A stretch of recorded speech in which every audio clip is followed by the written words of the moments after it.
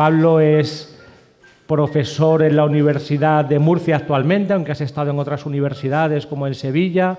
Es filólogo, islamólogo, arabólogo, uno de los mayores especialistas, yo diría, en España en Ibn Arabi, que ahí es nada, ¿no? Tal vez el autor, tú dices siempre que tiene muchos récord Guinness, ¿no? El récord Guinness que tiene como más obra escrita, más obra poética, más obra filosófica, ¿no? Pues eso, ¿no? Y él es el especialista en el que tiene más obra, ¿no? Una cosa que nos desborda por todos los lados, ¿no? Y sobre todo, pues como todos los invitados que tenemos, pues una persona de corazón, ¿no? Que yo creo que coinciden en él ese aspecto intelectual y académico y esa parte personal y vivida, ¿no? Que encarna un poco de lo que habla, que es lo que nos interesa, no solo estar en el discurso meramente académico, sino vivirlo y encarnarlo, ¿no? Así que venga, gracias Pablo, adelante. Venga.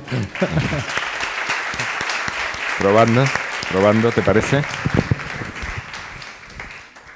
Hola a todos. Ahí estamos. ¿Bien? Bueno, como veis, empezamos con una página en blanco. Esta es la pantalla de la indistinción. Y es muy fácil hacer este tipo de PowerPoint. Porque sí, no es fácil vaciar la mente, como proponía Dokuso. Empezamos por aquí después de la intención que tengo de expresar mi agradecimiento por la oportunidad de estar aquí una vez más, porque esto es una gozada, ¿verdad? Que yo me lo paso en grande, siento que todos lo disfrutamos. Esta resonancia que se genera aquí entre todos los que van pasando, entre todos los que van teniendo la palabra y nosotros recibiéndola como regalos sucesivos, ¿verdad? Porque aquí no es un espacio de polémica, de discusión, es un espacio verdaderamente de encuentro. Y la oportunidad de estar en un encuentro genuino de corazones donde la palabra fluye como inspiración y no como dilema, pues es una oportunidad maravillosa.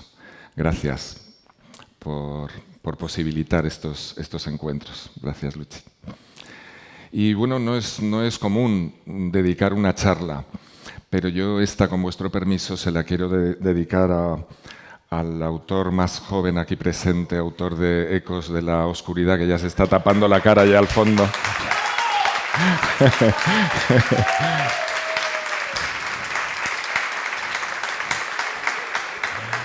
Sí, a mi joven amigo Abraham, porque con sus relatos conjura los temores, ¿verdad?, en los corazones. Entonces, bueno, gracias por tu inspiración, Abraham.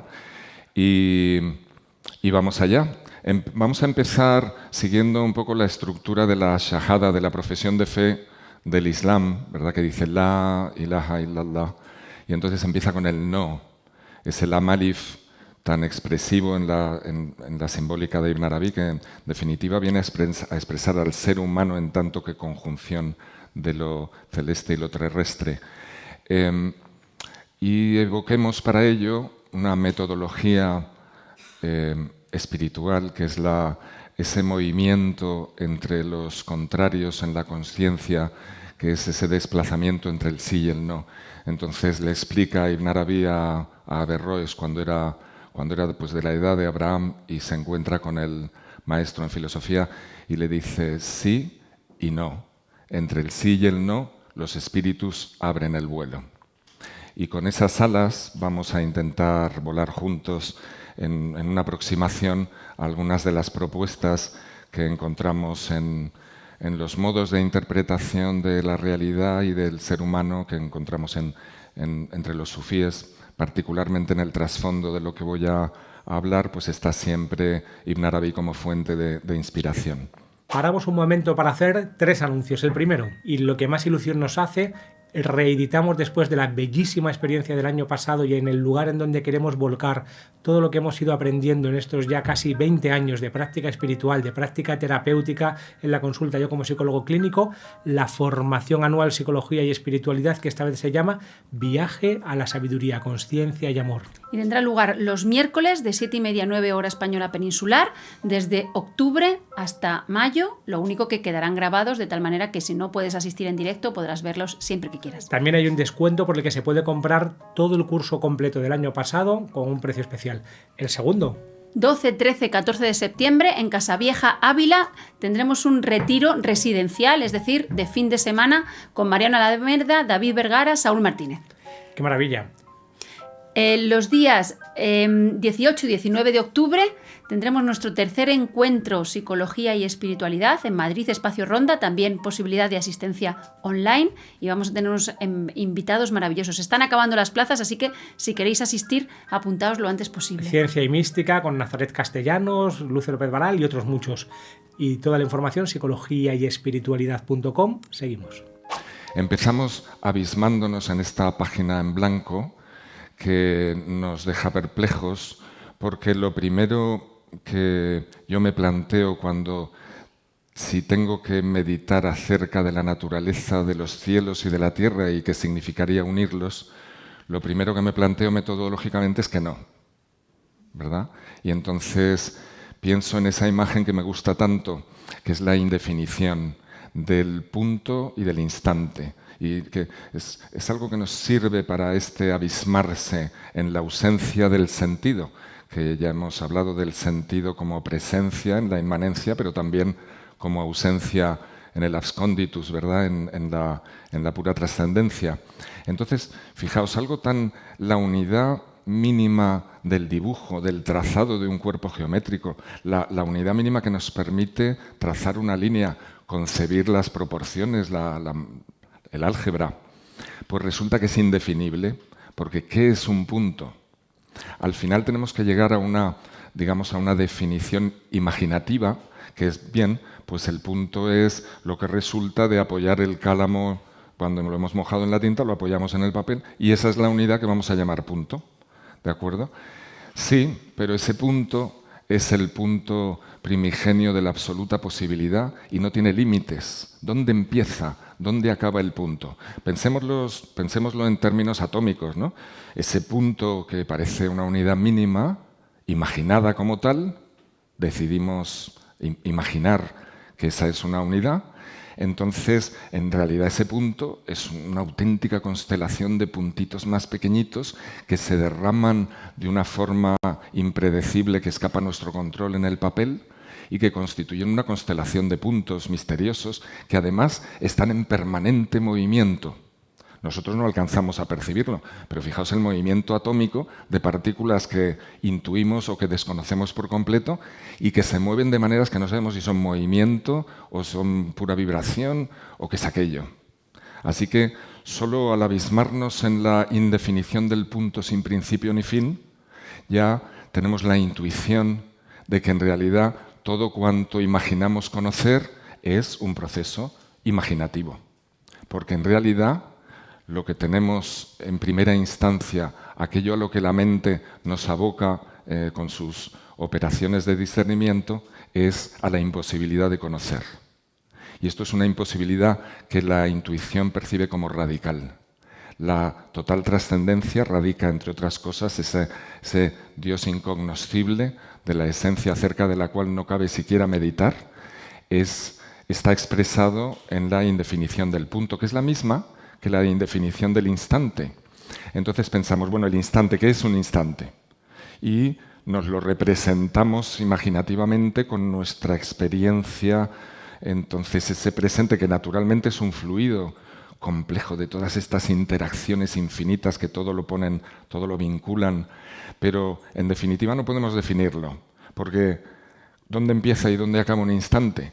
Como no tiene principio ni fin, es igual a la eternidad. Si el punto en su indefinición, desde una perspectiva podríamos considerarlo imaginativamente igual a la infinitud, pues el instante es la eternidad.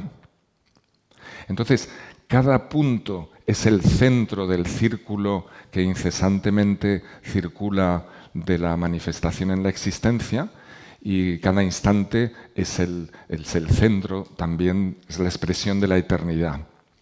Esto también significa que toda singularización en la existencia por efecto de la diferenciación imaginativa es expresión del todo, ¿verdad, Rafa? Expresión del todo y de todas las partes, ¿verdad? Como si cada punto es centro del círculo inclusivo. Quisiera que en el curso de esta charla tengáis en mente, en vuestra imaginación cordial, la imagen de un círculo, naturalmente siempre un círculo inacabado, porque es un círculo en movimiento incesante. Y su centro, ese punto primigenio, que es la toda potencialidad, que los sufíes evocan con frecuencia diciendo que todo el Corán está contenido en la primera zora, toda la zora en el Bismillah, y el Bismillah en su primera letra, que es la Ba, como en la Torá hebrea, y que tiene un puntito debajo. Bueno, pues la Ba incluso, que todo lo contiene, está contenida en ese punto. Precisamente ese punto es la expresión de todo lo posible y de ese absconditus que se hace presente en modo inmanente en todo cuanto podamos conocer, percibir, experimentar. Bien, así que pasamos desde esa imposibilidad radical de conocer que expresaba Abu Bakr, el compañero del profeta Muhammad, decía: tomar conciencia de la imposibilidad de conocer es un verdadero conocimiento esencial. Se puede traducir de muchas maneras, ¿verdad? Estas frases hondas tienen muchas lecturas, pero básicamente hay un conocimiento hondo, profundo, de naturaleza apofática, que viene a coincidir con ese no, ¿verdad? Con ese la, en que se encuentran lo humano y lo divino, y eso es un simbolismo gráfico, ¿verdad?, de la lengua árabe.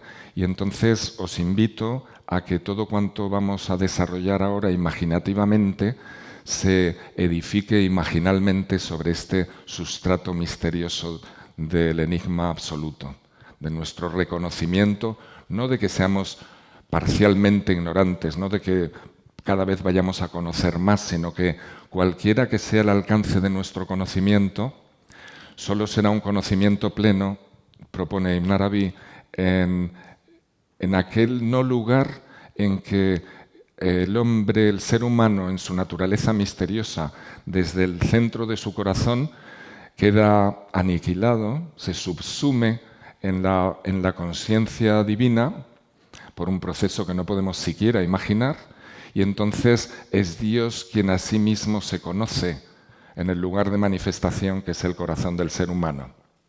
Esa sería, entiendo, a partir de su obra, la alusión a la experiencia mística más honda, que es el culmen de la theosis, que ya se ha evocado aquí, y que consistiría nada menos que en eso, que es Dios haciéndose presente como conciencia en su lugar de manifestación, que es su creación, y en virtud del hecho de que, según las escrituras, ¿verdad?, del Islam, de la tradición abrámica, el ser humano, en su misterio, ha sido creado según la imagen divina. Entonces, el verdadero potencial cognitivo es la cognición de Dios mismo. Bien, con ese misterio ahí de fondo, aquí lo que nos encontramos es nuestra radical impotencia, nuestra nadidad en el conocimiento, y también esto da un poco de impresión, ¿verdad? Caramba, planteado así radicalmente nos parecería que nos puede dejar en un nihilismo, ¿verdad? Y podríamos decir que así es, del mismo modo que César el otro día nos introducía a una visión positiva del relativismo, al relativismo como categoría necesaria para entender la dinámica creativa de la interacción de todas las cosas posibles. Tenemos que cambiar de perspectiva, el perspectivismo que también nos sugería como proceso necesario de una contemplación cordial, abierta a la dinámica cambiante de todas las perspectivas y de todas las relaciones. La diferencia con un relativismo materialista o un nihilismo materialista es que aquí estamos con un relativismo imaginal, que contempla de modo positivo, de modo amoroso, de modo cordial el proceso creativo. Entonces, lejos de despojar de sentido las cosas, lo que hace es vivir el sentido de las cosas, de las relaciones y de las perspectivas. De un modo inclusivo, que esta es la naturaleza del símbolo de este círculo que hemos evocado, que es una de las imágenes posibles del corazón y que incluye todas las formas posibles del percibir, del conocer, del experimentar. ¿De acuerdo? Y entonces, relativismo y perspectivismo positivos, creativos, acogedores de la totalidad de las formas posibles como formas significantes de la unidad y del ser en toda su plenitud de sentido. Pero eso acompañado de esta primera negación, no. O sea, en todo caso, ese conocimiento que experimentas como si fueras una emisora, ¿no? Dice, la palabra se hace presente en ti, pero no te pertenece y continúa su flujo incesante y no puedes llegar a apropiarte como ser humano limitado en la relatividad, no puedes llegar a apropiarte en ningún modo, ni siquiera de la intuición del absoluto. Así que perspectiva importante para seguir entonces, porque después de esa negación viene desde esa negación de lo indistinto, de la unidad indistinta, emerge la palabra. Un montón de palabras, además, ¿eh? Aquí Dios dice sé y la cosa es inmediatamente, ¿verdad? Sin temporalidad que separe ambas dimensiones. Y entonces estamos en la presencia de la creación incesante, a cada instante renovada, y por tanto estamos inmersos necesariamente en todo momento y en todos los sentidos en lo que Ibn Arabi llama la presencia de la imaginación creadora. Y si somos conscientes de que la conciencia es un imaginar, llega Ibn Arabi a decir que la creación es el imaginar de Dios, el sueño de Dios. El sueño creativo de Dios. Dios está desplegando su potencial, el ser, la realidad despliega su potencial en todas sus formas en un proceso semejante al sueño. Ese imaginar, esa presencia intermedia que llamamos mundo imaginal, que en realidad vincula y conecta todos los ámbitos de lo que consideramos, de lo que podemos imaginar como existencia, en esta dimensión ordinaria de nuestra mente más condicionada que tiende a fijar las cosas, es una estrategia para habitar esta dimensión particular de la conciencia, pues en esta dimensión parece que el imaginar sea algo distinto. Lo podemos pensar por analogía con las imágenes de los sueños, pero esas imágenes que se suscitan en la experiencia contemplativa son de esa misma naturaleza. Lo imaginal lo llamamos más por la intensidad que tiene la vivencia de lo contemplado en cualquier ámbito de la percepción, ¿verdad? Y a eso lo llamamos imaginal.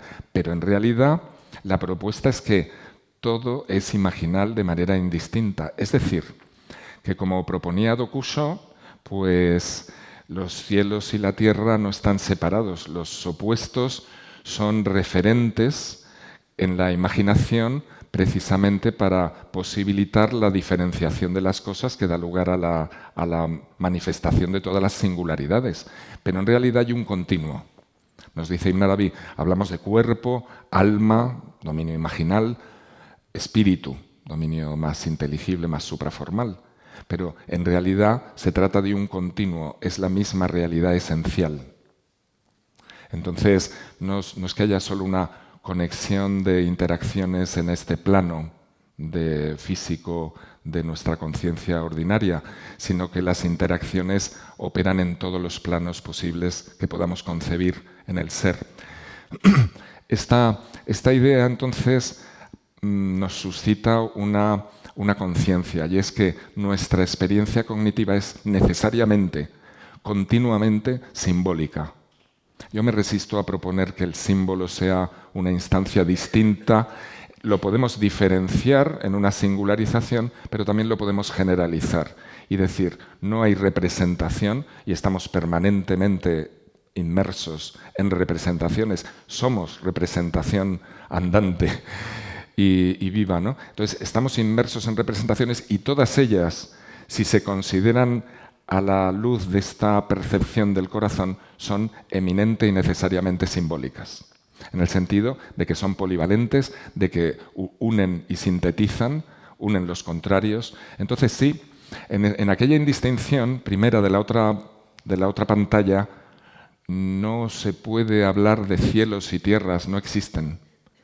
Son una potencialidad, pero no hay una diferenciación. Entonces, ahí está claramente un continuo que ni siquiera es un continuo, es prácticamente un no ser. Porque a diferencia del ser o no ser de shakespeariano, pues en Ibn Arabi es un ser y no ser. es esta conjunción de los opuestos. Y en esa dinámica se activa la experiencia cognitiva simbólica. Bien, en la emergencia de la palabra nos encontramos con el misterio de la revelación en modo existencial o en el modo simbólico del libro revelado. Y quería que nos familiarizáramos, así muy ligeramente, ¿verdad?, y de pasada, con algunos referentes coránicos relativos a la condición, a la naturaleza, a la creación de los cielos y la tierra, para así situarnos en un lugar de recepción de la palabra que guarde afinidad con el trasfondo escriturario y hermenéutico de Ibn Arabi, que vive la realidad como Corán vivo, y el ser humano como expresión de esa actualización del Corán, de la recitación como misterio fundamental. Entonces, aquí vemos que diversas aleyas coránicas nos proponen que a Dios pertenecen los cielos y la tierra y cuanto hay entre ambos.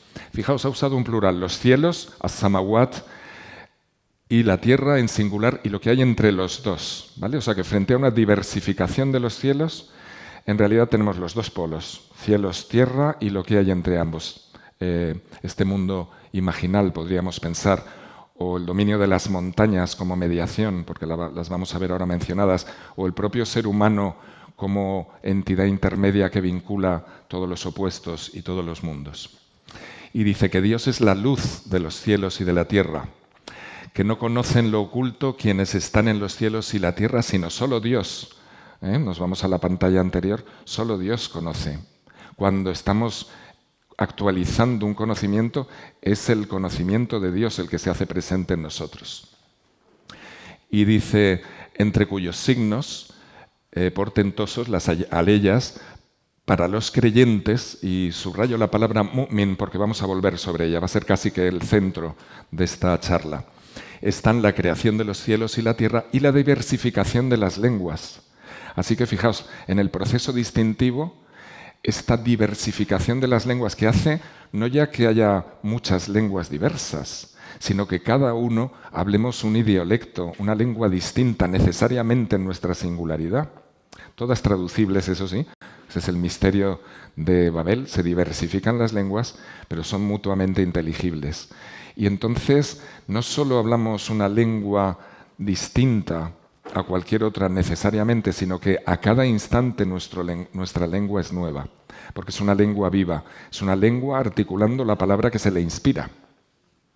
¿De acuerdo? Entonces, esta alusión a la diversidad de las lenguas que aquí nos convoca y que hace que estemos aquí disfrutando este proceso de traducción del modo en que la presencia y el misterio se articulan en la lengua del otro, pues es una referencia interesante. Y sigue diciendo que a él pertenece el sublime modelo. Este mazal es una raíz del alam al-mithal, el mundo de las imágenes subsistentes. Nos remite, en una hermenéutica akbarí de Ibn Arabi, nos remite a ese mundo imaginal. Así que en los cielos y en la tierra, y Él es su creador y su formador, el que no ha creado los cielos y la tierra y cuanto hay entre ambos, sino por medio de la realidad. Es decir, es la propia naturaleza divina en tanto que haq, y la naturaleza de su palabra, pues el Corán también es haq, verdad, realidad, y esa es la propia materia de la creación, ¿de acuerdo? Todo lo que nosotros conocemos como creación en modo distintivo diferenciado, todo ello, sin excepción, sin fisura, se origina en esa expresión del propio haq, que es su hálito creador. Está esa imagen, ¿verdad? Una imagen cosmológica muy importante en Ibn Arabi, es la idea de que el cosmos es como una garganta, un cuerno, que viene a reproducir la idea de una garganta cósmica en la cual el hálito del todo compasivo se articula en los sucesivos puntos de articulación que simbolizan los fonemas de la lengua árabe, las letras, y entonces la palabra divina articula la actualidad de todos los seres. Bien, en todo caso, esta realidad como medio y como pura materia de la creación es el que distingue, separándolos, los cielos y la tierra. Si había un estadio de indistinción, aquí el otro aspecto inmanente de la presencia divina que se presenta como distinción de los cielos y de la tierra. Fijaos, samawat en árabe significa en realidad las alturas, literalmente, porque sumuwa es altura. Y en la lengua árabe ha venido a interactuar y confundirse su raíz léxica con la raíz de isma, asma, los nombres. Entonces hay unos juegos léxicos en la interpretación de los cielos muy interesantes, porque los cielos se corresponden con el dominio de los nombres divinos, que son relaciones de la unidad cuyos efectos, al manifestarse en la creación, dan lugar a toda la diversidad de criaturas y de seres. Entonces hay una relación del plano de los nombres inteligible con los cielos, ¿verdad? En virtud de la raíz elevación, nombre. Y luego la tierra que es ard, yo creo que inmediatamente suscita en la imaginación de un arabófono, de un pensador como Ibn Arabi, la relación con la palabra ard, que cambia una ain, pero tiene la misma letra R, da, ¿vale? Una letra rara, ¿verdad? La dad. Se llama los árabes la gente de la dad. Vale, entonces, ard significa exhibición, expansión, manifestación. De ahí vienen nuestros arabismos, alarde, ¿vale? Una exposición, en una plaza se hace un alarde, una muestra. Bien, así que, en cierto modo, la tierra es el dominio de la manifestación del alarde divino de sus posibilidades creativas. Vale, y dice el mundo de lo invisible y lo visible, ¿de acuerdo? Así que también tenemos una asociación de los cielos con lo invisible y de la tierra con el mundo visible. El que los cielos ha elevado sin columnas visibles y creó los 7 cielos como estratos superpuestos. Bien, aquí tenemos una imagen, una geometría que nos remite a concepciones cosmológicas griegas antiguas que no hay que considerar superadas, creo yo, en un sentido de que la ciencia moderna tiene otra cosmología y otra percepción con los telescopios y con todo, sino que sigue siendo totalmente operativa en cuanto a que es una héptada, ¿verdad? Un ciclo de plenitud, de movimiento de esferas que confluye en un centro que es nuestro corazón. Y tenemos esta maravilla de que cada uno de nosotros es el centro del universo, ¿no? Esto no tiene por qué ser percibido como como un narcisismo, sino todo lo contrario, como la humildad de saber que tenemos esa función cósmica que no nos pertenece, que es irrevocable, ¿de acuerdo? Y que nos convoca a todos a reconocernos como centro de esa manifestación. Y entonces a contemplar la maravilla de que el otro es el centro también. Y entonces cuando interactuamos, pues esta dinámica de puntos que son centros móviles de tantas esferas que son la esfera. Bien, y dice, la tierra toda será contenida en su puño en el día de la resurrección y los cielos estarán plegados en su diestra. En realidad dice la tierra toda será su puño. La tierra toda es su puño, ¿verdad? Es misteriosa. Son todo expresiones de una condición simbólica tan polivalente que la impresión de que comprendemos de entrada no es verdad. ¿Vale? Comprendemos algo y luego otra cosa, porque estamos contemplando posibilidades del sentido. Entonces la interpretación deja de ser la tentativa de resolver para pasar a ser una dinámica, un arte de la contemplación, que es el viaje incesante, que no tiene fin, porque es circular, y por tanto ese viaje que constituye nuestra vida y la de todos nuestros compañeros en este circular. Bien, y dice, los tesoros de los cielos y la tierra pertenecen a Dios, y nos invita estos tesoros, podemos pensarlo como tesoros inteligibles o imaginales, o los tesoros que guarda precisamente el corazón en que se cifra todo el potencial de la existencia, ¿no? Y dice, Él es quien para vosotros hizo de la tierra un lugar donde morar e hizo del cielo un edificio. Por tanto, esa idea también de algo que te protege, que te cubre, que te ampara. Los 7 cielos, la tierra y cuantos se encuentran en ellos celebran su gloria. Importantísimo, porque si celebran su gloria es porque son conscientes y están vivos.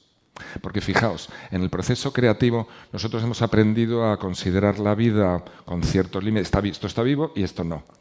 En la visión integradora de Ibn Arabi, todo está vivo. Y cuando digo todo, quiero decir cualquier cosa que podamos singularizar en la conciencia y en la percepción, porque eso que se singulariza en cualquier dominio es un ser vivo autónomo. Es una imagen subsistente independiente de nuestro propio imaginar personal. Es algo que se viene a manifestar en ese lugar de conciencia que es nuestro corazón, pero que tiene vida propia. Y esto sin límites, es decir, que en la percepción de Ibn Arabi, percepción visionaria, quiero decir que él percibe, escucha, como todo lo que llamamos seres inorgánicos está igualmente dotado de vida y de palabra. Entonces dice que en un retiro de guardar silencio, el puro silencio es imposible, porque es que todas las criaturas hablan. Entonces, apaciguas la mente, apaciguas el corazón para escuchar otros dominios de la palabra expresándose y habitando el corazón. Y dice, él, Huwa, ¿verdad?, es quien en el cielo es una sola divinidad y es en la tierra una sola divinidad. Expresión enigmática, porque en realidad dice, él es quien en el cielo es divinidad y en la tierra es divinidad. Bien, interesante, porque es la segunda palabra que nos ocupa, la ilaha. No hay divinidad. Y aquí, sin embargo, vemos que en toda singularización, en el cielo y en la tierra, hay esa divinidad. Él se dirigió al cielo siendo humo, en cuanto humo, y a la tierra diciéndoles, venid ambos. Y dijeron, bueno, en realidad dice, venid ambos, y añade, que luego me ha parecido inspirador, que dice, venid de buen grado o a la fuerza. Y esto y dicen, vamos, acudimos de buen grado, ¿no? No. Y esto, con las reflexiones que se hicieron acerca de la naturaleza de la libertad y del estar sujetos a la única voluntad, pues resulta interesante esta invectiva. Una invitación, venid vosotros, seres personales, conscientes, vivos, con capacidad incluso de venir de buen grado o no. Pero yo os invito a venir y, naturalmente, seres conscientes y amorosos que deciden ir de buen grado. Los convoca. A él pertenecen las llaves de los cielos y la tierra y os sometió a vosotros, seres humanos, ¿se entiende? Todo cuanto procedente de él hay en los cielos y en la tierra. Su trono abarca los cielos y la tierra. Bien, este trono, que aquí se llama Kursi, es más bien el pedestal, como si fuera esto, y el trono es propiamente al-Arsh, un trono, una silla. Entonces la imagen es que ese Rahman, ese omnicompasivo, de cuyo hálito surgen todas las palabras seres, todos los nombres divinos que son todas las criaturas singularizadas, pues ese Rahman se asienta en su trono. Y ese trono se lo representa Ibn Arabi como la circunferencia inclusiva, dentro de la cual podemos hacer unas circunferencias que sean los 7 cielos, dentro de lo cual estaría la esfera de la tierra, que el Corán llama también el cielo de Ad-Dunya. Y tenemos las alturas y Ad-Dunya, el mundo, que significa lo más próximo y lo más bajo con respecto a las esferas superiores y lo más próximo del ser humano que está en Dunya, ¿verdad? Entonces, estas relaciones simbólicas espaciales que hacen que luego vamos a ver también una alusión a las montañas, que va a ser interesante también como expresión de la realidad intermedia. Voy a mirarla ahora porque... Caramba, ¿cómo va esto del tiempo? Ya que miro la hora me voy a la siguiente pantalla porque este es el tema clave, lo que da título a mi ponencia, que dice ni mis cielos ni mi tierra. Y aludo a la condición del corazón, aunque no se menciona en el título, como puente que vincula los opuestos y los mundos y, además de vincularlos y actualizar sus propiedades distintivas, los trasciende. Los trasciende radicalmente, volviendo a la pantalla de inicio de la indistinción, ¿verdad? Entonces, de ahí partimos y ahí volvemos en el La ilaha illallah, nombre Allah, que también contiene una de las 4 negaciones, de los 4 lam alif que hay en esta profesión de fe. Y el hadith Qudsi, hadith es una palabra profética extracoránica, pero que en este caso es santa o divina porque es Dios quien habla en primera persona. Y dice entonces Dios, ni mi cielo ni mi tierra pueden comprenderme.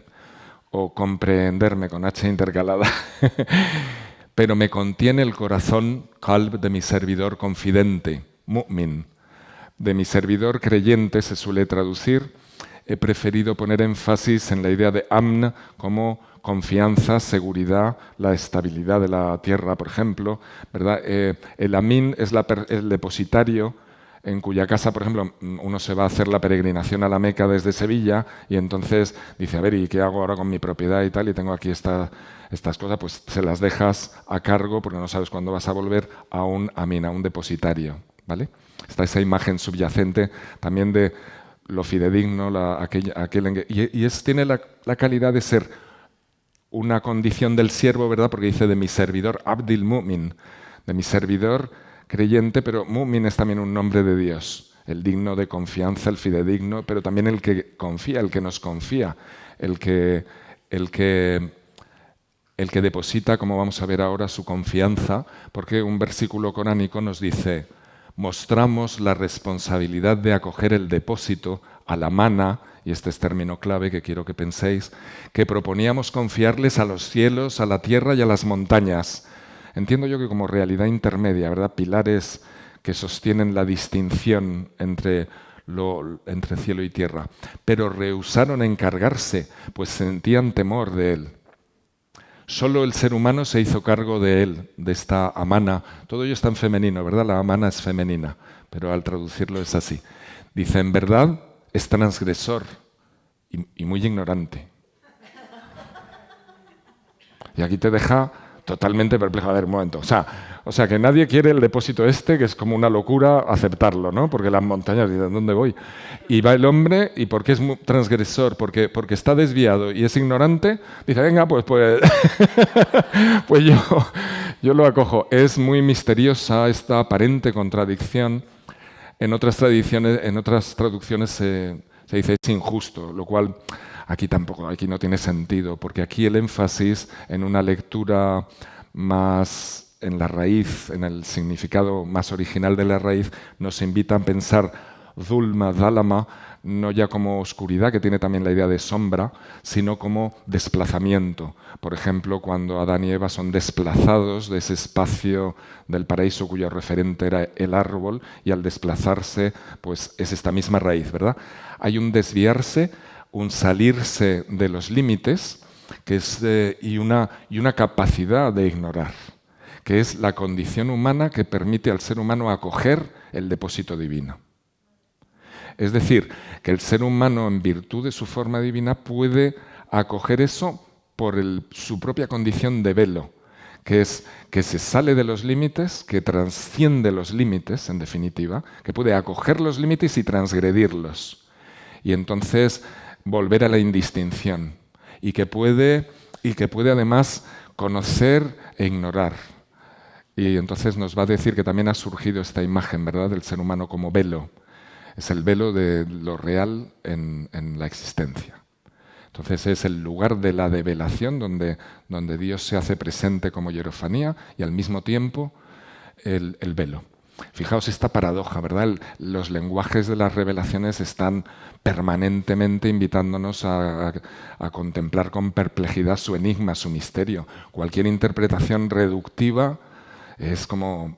resulta la verdad patética, dice, bueno, por ahí no voy, ¿no? Voy a un encuentro de Rafa y Mardilla donde la gente se sienta feliz ante la contemplación de los misterios que entraña la palabra, toda palabra contemplada desde este lugar que compartimos, ¿no?, en nuestro encontrarnos. Entonces, veis ahí que tenemos, igual que arriba, ¿quién es el que comprende? El cielo y la tierra son polaridades. Entonces no pueden comprender la realidad divina. Sin embargo, el corazón, ese no lugar intermedio en expresión precisamente del dominio imaginal, donde se concilian lo inteligible y lo sensible, el cuerpo y el espíritu, es ese órgano en permanente fluctuación. Y un árabe recurre al significado de fluctuación de la raíz qalb, de donde viene también qalib, molde, ¿no?, que acoge las formas, pero está en permanente cambio. Un símbolo eminente en Ibn Arabi es que es como el cubo de la Kaaba, en torno al cual vamos circunambulando, y entonces las faces como espejos que reflejan aspectos y nuevas hierofanías de lo real, pues se hacen presentes. Entonces el corazón está en permanente circunambulación. Y entonces dice en otro pasaje, servidores que tenéis confianza.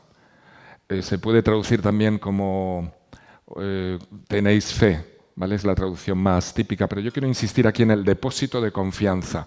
Se nos lega un depósito, hay esa confianza que es fundamental para entender la naturaleza del imán. Dice, en verdad, vastísima es mi tierra. Y aquí conectamos con el ampliacionismo de Rafa Millán, que el otro día, frente al reduccionismo, nos proponía un ampliacionismo. Pues este es el nombre de Dios, al-Wasia, el inmenso que todo, el que lo abraza todo. Se puede traducir en términos de mujid, el que lo abarca todo, el que incluye, ¿verdad? Es un nombre inclusivo de extensión. Entonces, por ejemplo, la gracia divina abraza y abarca y sobrepasa y supera la cólera, ¿verdad? Así que es un nombre también que nos invita a esa inclusividad que abarca los contrarios. Dice entonces, vastísima es mi tierra. Ibn Arabi va a llamar, a partir de aquí, va a llamar al mundo de la imaginación creadora, lo va a llamar la vasta tierra de Dios, al-ard al-wasi'a. Vasta aquí quiere decir inconmensurable en realidad. Ya os digo, en realidad, siendo un istmo, siendo un limbo entre lo inteligible y lo sensible, en realidad los abarca y los incluye. ¿De acuerdo? Así que hay un continuo imaginal en nuestra experiencia humana de la realidad. Dice, vuestro Señor posee una compasión inclusiva. La rahma, esa rahma de Rahman, del omnicompasivo, cuyo hálito exhala todas las criaturas, todos los seres posibles, pues es inclusiva, es una compasión inclusiva. Aquellos que realizan la beneficencia, el ihsan, en este mundo, tienen dice hasana, podemos pensar en retribución para traducirlo de una manera así, tienen algo bueno, una buena retribución, y la tierra de Dios es omnímoda, es, pues yo me atrevería a decir inconmensurable. ¿De acuerdo? Así que fijaos, si por un lado podemos considerar la tierra como el elemento tierra, como la tierra en la que habitamos en un sentido horizontal, la tierra como planeta, la tierra en relación a otras esferas, ¿vale? La tierra como simbolismo que se opone a tierra-cielo. En todo caso, si volvemos a la pantalla inicial, ¿dónde empieza la tierra? ¿Dónde acaba? En realidad, la tierra no existe. Si a alguien le decepciona, siento decírselo, pero existe y no existe, ¿verdad? Existe en nuestras representaciones, en nuestra experiencia concreta de manifestaciones del nombre divino que es tierra. Igual que los cielos no existen. Y ahora, si utilizamos una cosmología simbólica, muchos se llevan la decepción de decir, claro, pero estos pensadores están usando una cosmología que está superada porque ahora tenemos una cosmología nueva con el Big Bang que mola más. Pero no mola más, es lo mismo, es igualmente imaginal, es una proyección representativa, y por eso los físicos tienen las teorías más increíbles de una belleza extraordinaria, con esas geometrizaciones que hacen de los confines del universo, que si sales por un lado resulta que entras por el otro, se les ocurren unas cosas fantásticas, y probablemente todas ellas sean reales porque la incidencia de su conciencia creativa, en tanto que están receptivos a la palabra creadora, imaginadora, pues probablemente refleje aspectos de lo real. ¿De acuerdo? Así que la conjunción de muchas visiones aparentemente contradictorias no es una imposibilidad en el ámbito de la imaginación, donde confluyen los contrarios y todo es posible, como empezaba el Fausto de Goethe, ¿no? Diciendo que en ese mundo, no recuerdo la letra, pero era que allí todo es posible. En la imaginación, todo lo que a nuestro juicio distintivo en esta presencia llamada dunya es incompatible, en el plano de la imaginación, que por cierto es esto también, es perfectamente compatible. De hecho, los opuestos se interrelacionan. Cuando se aparece el ángel de la revelación ante Muhammad la primera vez, de repente es inmenso, es más grande que los horizontes, y de repente adopta un tamaño de diálogo interpersonal. Y le invita nada menos que a recitar una palabra divina, que es la palabra como accidente, siendo expresión de un inteligible eterno, en fin, todo es contradictorio, ¿no? Entonces, como en un sueño, todo puede ser grande o pequeño, podemos saltar de un tiempo a otro, la linealidad espacio-temporal queda totalmente en suspenso. Y en suspenso están todas nuestras categorías y modos cognitivos. Entonces, el corazón consciente vive en suspensión, porque así además va ligero de equipaje y vive, como nos proponía Dokusu, también en un presente que es conciencia ahora de lo que ahora está siendo inspirado, lo que ahora se está haciendo presente de la realidad. Y entonces este corazón nuestro es inclusivo y por tanto en algún otro hadith se sugiere que contiene a la propia realidad. Es el único ente imaginable en el cosmos, en la existencia, que contiene a Dios. Bueno, luego podríamos precisar que contiene al Dios creado en la creencia de aquel que habita este corazón suyo. Y aquí nos introduce un tema fascinante, este tema del Dios creado en la creencia, porque nos da fe de algo que aquí venimos a ritualizar juntos. Esta situación, Mardilla me decía ayer, en cierto modo estos encuentros tienen una dimensión ritual, y digo absolutamente, porque aquí estamos juntos en una misteriosa comunión con el hecho de que tenemos conciencia de que las representaciones que tiene el otro de lo real son verdaderas. Y escuchamos a cada uno y te expandes de gusto de decir, oh, qué verdad, pero yo llega otro y dice otra cosa distinta, incluso contraria, y digo, es verdad. Y es que es verdad, porque aquí, como es un espacio de esta naturaleza privilegiada, pues se habla con honestidad y con verdad. Entonces no hay engaño, porque se habla con perspectivas y relaciones de la verdad, articulando posibilidades imaginativas que naturalmente, como todos estamos creados en esa forma misteriosa de lo real, resuena en todos los corazones. Entonces no hay contrariedad, porque estamos aquí uniendo cielo y tierra, que ya están unidos, pero decimos este unir es tomar conciencia de su integración. Y por eso escuchamos lo opuesto de lo que luego vamos a decir y decimos, es verdad. Y un arabí nos dice en Fusus, en los engarces, dice, aquel que no tiene conocimiento esencial de la verdad que entraña la diversidad de las creencias y de sus expresiones, pues no es un conocedor. Dice, aquel que no es consciente de eso no tiene verdadero conocimiento esencial. Es decir, que hay un conocimiento muy esencial que está emparentado con la profunda ignorancia.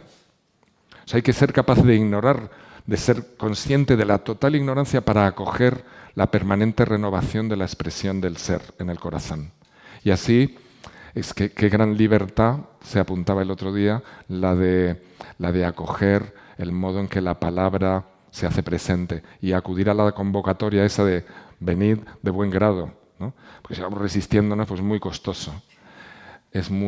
Entonces, a ver, ya lo he leído todo y quería haceros conscientes de una cosa. Este corazón es el que tiene ese atributo divino de omnímodo de la inclusividad, que es como ese círculo. La mitad inferior del círculo podría verse como la letra Nun, nos propone en árabe, que simboliza el tintero también, y es manifiesta. Es un trazado semicircular que tiene un puntito, que es el centro del círculo, y está manifiesto. Y luego hay un semicírculo inteligible que no se ve, ¿vale? Porque es lo no manifiesto. Y esta forma de expresar la relación entre lo celeste, invisible, y la tierra como dimensión de lo visible es muy interesante, como símbolo también del corazón, en tanto que símbolo inclusivo que une los opuestos. ¿Vale? Y entonces quería incidir en eso, ¿verdad? Que aquí el tema es esta confianza. ¿Cómo hacemos el viaje? ¿Cuál es la cualidad del corazón? Tanto el corazón es aquello que recibe el depósito divino, la confianza de lo real depositada en ese misterio del ser humano, que es el corazón, y al mismo tiempo, de parte del ser humano, la confianza en el ser, en lo real, de que justamente se vive lo que se tiene que vivir y que las cosas están donde tienen que estar, están significando aquello que tenemos que actualizar, que vivenciar, que hacer consciente y que compartir. Bueno, un poco ese círculo. Permitidme que acabe con un poema.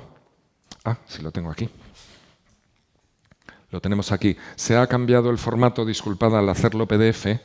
estaba en paralelo, pero bueno, así tiene su encanto también. Y es otro símbolo del hecho de que el corazón en su circularidad es como el arca de Noé que reúne a los opuestos, a todas las parejas de opuestos, y es una nave, es el Markab, es la nave que es como la Merkabah de los judíos también. Y claro, todos los nombres divinos que implican las oposiciones van juntos en ese arca, se unifican ahí. Y ese arca, este poema acaba con una rima, esto lo vi anoche en algún momento que estaba yo conferenciando así en los sueños, y de repente dije, anda, si el poema rima en alif, ya, ha. Y la ha, que es la letra principal de la rima, Ibn Arabi, esta ha final, por ejemplo, dice asmai hi, este hi, que también viene a ser el pronombre femenino ella, como nombre divino, pues este es un círculo. Entonces, toda la imagen es un círculo. Y la letra que gráficamente expresa la circularidad es la rima.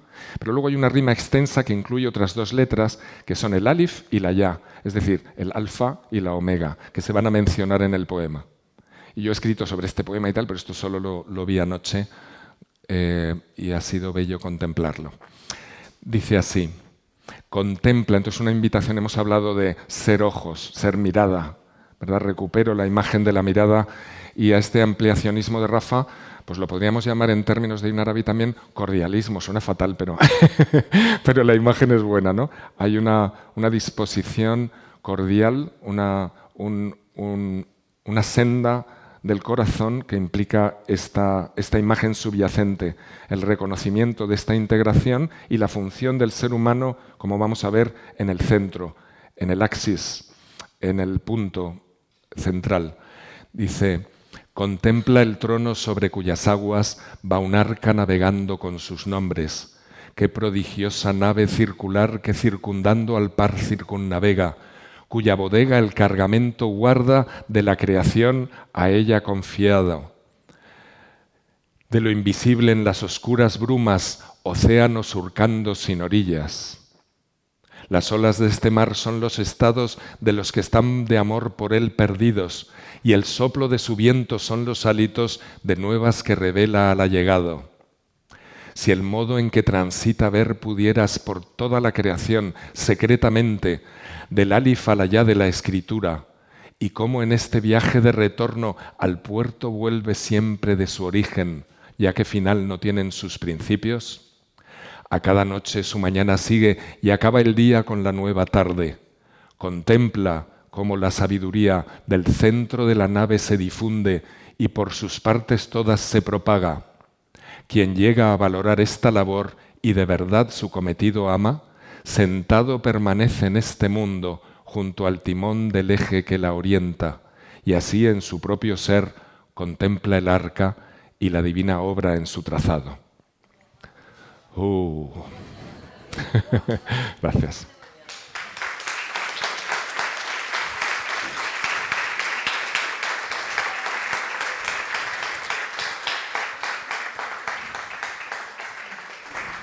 Madre mía, qué maravilla. Muchas gracias. Bueno, cualquier comentario, pregunta. Mira, vamos con Adri. Con Adri. Yo desde la pura ignorancia me ayudaría muchísimo saber quién es Ibn Arabi, si no lo busco luego, pero como es que no tengo ni idea, entonces me ayudaría, o sea, sería la punta de bóveda como ¿quién es? Ibn Arabi no existe, es una invención de Pablo, ¿no? Ha sido un pretexto literario para la ocasión. Fíjate, ¿no?, que quién es Ibn Arabi, vaya menuda pregunta, ¿verdad? Porque nos acaba de decir Ibn Arabi que según su perspectiva todos los seres son nombre de Dios, así que Ibn Arabi es un nombre de Dios. Nunca me lo había planteado así, pero es interesante pensarlo así, es uno de sus lugares de manifestación. Bueno, Ibn Arabi es un murciano del siglo XII, que es uno de los pensadores inspirados, visionarios más creativos y más significativos en toda la historia del mundo islámico desde ese tiempo, y particularmente en el ámbito del sufismo. Es un gran exponente del sufismo, ¿verdad? Disculpa que no haya dicho más. Es verdad que podría haber en algún momento dicho la palabra sufismo o no. Bueno, en algún momento. Algo. Gracias por tu pregunta.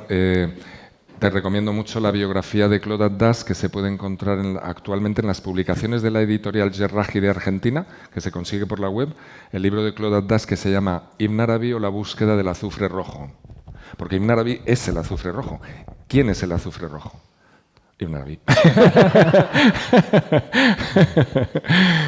Pablo, pero a lo mejor lo podías situar históricamente un pelín para... ¿no? Sí, pues es este maestro que, claro, muy versado en todas estas experiencias visionarias de los sufíes de su tiempo en Al-Ándalus. Entonces, entre Murcia y Sevilla luego se formó, viajaba mucho como solían hacer los sufíes de la época, ¿verdad? Buscando intercambios como estos que hacemos nosotros aquí. Y entonces luego viajó mucho por el norte de África hasta su viaje definitivo al oriente, donde anduvo particularmente por tierras que hoy son de Turquía, por Anatolia, acabó instalándose muy definitivamente en Damasco, donde está su mausoleo, que es una belleza, hay que visitarlo, es un lugar muy inspirador. Y bueno, nos ha dejado una obra de la que se conservan muchos ejemplares de su puño y letra. Uno de sus guinness es que creo que no se conservan tantos ejemplares de su puño y letra de ningún otro autor medieval. Pero en mi ignorancia al menos que yo sepa de lengua árabe e islámica, luego una producción poética impresionante, que ahora ha salido en 5 volúmenes enormes, y donde las dimensiones significativas, él es un hermeneuta donde todas las dimensiones significadoras posibles confluyen en su experiencia del texto y de la palabra viva, y como he mostrado en este poema, no solo la significación, anoche flipé cuando empecé a contemplar la rima, ¿no? y dije, caray, ¿cómo no he visto esto antes? ¿no? Si ya la rima lo dice todo, la forma gráfica de las letras de la rima y su implicación con ese sentido del alfabeto, ¿no? Entonces, ¿qué es Ibn Arabi? Pues un viajero del espíritu, que es un intérprete, él se dice tarjumán también, considera al ser humano el intérprete del misterio. Entonces, toda interpretación del misterio se articula con mayor ductilidad cuando se tiene conciencia de su naturaleza esencial incógnita, ¿verdad? Si nos remitimos al misterio de la indistinción, a partir de ahí el corazón se abre a una interpretación libre, fecunda, que ya no condicionada por la tentativa frustrante y necesariamente frustrada de resolver el misterio o de reducirlo, como nos proponía Rafa. ¿Cómo lo vas a reducir a un lenguaje específico, a una dimensión específica imaginativa, sea la lógica o sea determinado campo científico? Cualquier lenguaje matemático se aplica, tiene su ámbito de aplicación, pero en otro orden de la existencia, pues resulta que ya no funciona. Y desde luego en el ámbito imaginal se pone en evidencia una cuestión, y es que no existe la exactitud. No hay la pretensión de las ciencias de ser exactas, solo revela una falta de capacidad imaginativa. O sea, si cualquier científico con 2 dedos de frente comprende inmediatamente los límites abismales de su ciencia, los límites de cualquier experimento. Entonces Ibn Arabi, para acabar de responderte, es un maestro que enseña a relacionarse con el mundo simbólico en cuanto a inspiración providencial, y que en su concentración en el mundo simbólico del Corán y de la lengua árabe nos produce una apertura que nos permite relacionarnos con cualquier lenguaje simbólico en cualquier lengua, en la diversidad de las lenguas que forman parte de ese potencial del depósito divino en el corazón. Ya me contarás cuando lo leas. Adri, ahora entiendes por qué alguno de nuestros hijos dice que cuando sea mayor quiere hablar como Pablo Benito.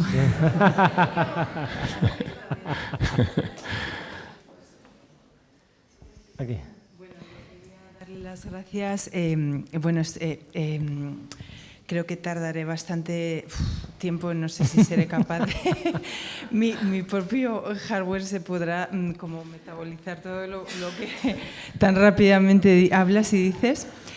Pero bueno, estoy como, o sea, en esa sensación expansiva de que hablas de ese señor, de Ibn Arabi. Del tipo este, Ibn Arabi. Y bueno, quería hacerte preguntarte una cosa, que cómo era el nombre de ese poema que has colocado, Y luego, bueno, también quería darte las gracias porque siempre me había producido una sensación muy rara la idea de que Adán y Eva fueron expulsados del paraíso, y después de escuchar esta charla, claro, pues veo que como el Señor escribe, pues que en realidad es un acto como de fe y de confianza hacia Dios, que ellos se hayan querido transgredir. O sea, que no es un acto negativo, sino que al contrario es como un acto necesario para poder ser depositarios de la manifestación, ¿no? de Él. Y bueno, solo que te doy las gracias también por eso, porque es muy amanecedor. Entonces, bueno, ya está. Gracias. Qué bonito eso que sugieres, sí. El poema no tiene título, lo introduce con alguna frase de maneras distintas. El poema aparece en el libro de los cometidos de los días, sobre la creación, el tiempo, los ciclos de las horas cualitativas que se entretejen en la semana creativa del alma. Desarrolla su sentido del tiempo, es impresionante. Os recomiendo, que alguien me ha dicho que ha leído el perfume de la existencia, no, pero sobre todo el último libro de Fernando Mora, que tiene una capacidad de síntesis a la hora de abordar a Ibn Arabi, que se llama La Tierra, precisamente La Tierra del Despertar, y trata de este libro, uno de los libros en que, hablando de los ciclos, trae a colación este poema suyo, pero lo cita también en Mawaqi' an-Nujum, una de sus grandes obras, como todas, inspiradísima, y con alguna variante de versos. ¿Verdad que hay dos contemplaciones? Contempla, en otra variante solo está la primera. Entonces es un poema sin título que yo he titulado El arca en las aguas del trono o algo así, ¿verdad? Porque es la imagen de estas aguas primordiales, porque el trono estaba sobre unas aguas y no había nada más, solo Dios era, y hay unas aguas primordiales simbólicas en las que de hecho navega este arca misteriosa del círculo cordial. Y gracias entonces por esta imagen de este amanecer que nos propones. Rememóramela porque se me ha ido... No, era la idea de que Adán y Eva... Sí, esto, gracias. Efectivamente, muy importante, esto se lo debo, estaba en la Sorbona y un colega marroquí, pues haciendo hermenéutica del Corán, nos introdujo el significado de Zálama como que en su base es algo que se desplaza. Por tanto, si algo está desplazado, puede llegar a significar que es injusto, pero no es su significado primero, que es un desplazamiento. Entonces, lo que constituye el espacio imaginal del paraíso es precisamente el árbol cuya unidad instaura un espacio cognoscible. Entonces, se aventuran en su relación con el árbol de la vida y del conocimiento, se aventuran nada menos que a abocarse a la distintividad, a la diferenciación de todas las cosas, y por tanto hay un desplazamiento respecto a ese espacio primigenio unitivo, donde tiene ese sabor de lo indistinto, esa inmersión en la pura unidad, pues es una experiencia celeste, pero el ser humano asume el depósito divino. ¡Qué inconsciencia tan consciente! Tenemos que tener esa articulación de la consciencia junto con la inconsciencia como polaridad en esa dialéctica, y ahí se produce el desplazamiento. Salimos del dominio paradisiaco para afrontar nuestra asunción del mundo de la diversidad. Entonces, estoy contigo, en muy buena medida es la expresión simbólica y mítica de un gesto heroico de la condición humana, que es acoger la diferenciación, la distinción y por tanto el conocimiento en el plano distintivo. Y luego el mensaje que nos convoca, nos dice: acudid, volved aquí al plano unitivo. Y en este viaje, ¿verdad?, desde circulando en el mundo de la inclusividad distintiva, pero siempre orientados al centro que reúne y convoca todos los puntos de la existencia entrelazados. Así que sí, gracias por esa lectura que creo que está en sintonía con perspectivas propuestas por Ibn Arabi. Wow, qué maravilla. Ya que le has dedicado la charla a Abraham Millán, ¿no? El autor de Ecos en la Oscuridad, yo quiero decir, porque a lo mejor hay algunos nuevos que no estuvisteis ayer. ¿Dónde está? Que se el esconde. libro Está allí. está allí, oculto en una esquina, hecho una bolilla, ahí está. Porque el libro está ahí a la venta y también está a la venta en Amazon para el que lo quiera comprar online. Tiene un prólogo mío y un prólogo de Mardía que son muy interesantes, pero hay algo mucho más interesante. Ya lo habéis leído algunos, ¿verdad? Es buenísimo, ¿a que sí? Es un libro escrito con una madurez increíble, relatos de terror, de intriga, de misterio, de intriga metafísica, y hay uno de los relatos que os propongo como un juego o una adivinanza para que lo compréis, que está inspirado el personaje protagonista en Pablo Benedito. A ver, a ver quién es capaz de descubrirlo, nos envía un email y nos lo dice. Y es uno de los que acaba mal, ¿eh? Es uno de los que acaba mal. Cuando empieza y Spoilers, qué gusto y qué cosas tan bonitas que dice y tal, y de repente te ves metido ahí y dices, ¡ostras! ¡Ostras! Es inquietante. Bueno, Gracias.